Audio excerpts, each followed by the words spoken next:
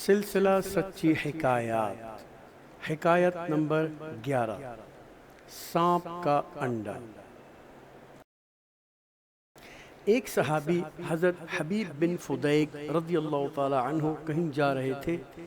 کہ ان کا پاؤں اتفاقاً ایک زہریلے سانپ کے انڈے پر پڑ گیا اور وہ پس گیا، اور اس کے زہر کے اثر سے حضرت حبیب بن فدیک رضی اللہ تعالی عنہ کی آنکھیں بالکل سفید ہو گئیں اور نظر جاتی رہی۔ یہ حال دیکھ کر ان کے والد بہت پریشان ہوئے اور انہیں لے کر حضور سرور عالم صلی اللہ علیہ وسلم کی خدمت میں پہنچے۔ حضور صلی اللہ علیہ وسلم نے سارا قصہ سن کر اپنا تھوک مبارک ان کی آنکھوں میں ڈالا تو حضرت حبیب بن فدیک کی آنکھیں فوراً روشن ہو گئیں اور انہیں نظر آنے لگا۔ راوی کا بیان ہے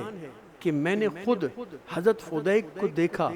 جس وقت ان کی عمر 80 سال کی تھی اور ان کی آنکھیں تو بالکل سفید تھیں،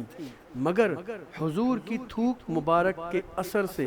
نظر اتنی تیز تھی کہ سوئی میں دھاگا ڈال لیتے تھے۔ سبق: ہمارے حضور صلی اللہ علیہ وسلم کی مثل بننے والوں کے لیے مقام غور ہے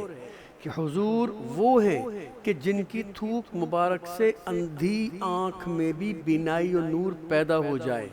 اور مثل ہونے کے دعوے دار وہ ہیں کہ ان کے تھوک کے متعلق ریل گاڑیوں میں یہ لکھا ہوتا ہے تھوکو مت، اس سے بیماری پھیلتی ہے۔ پھر مرض و شفا دونوں برابر کیسے ہو سکتی ہیں؟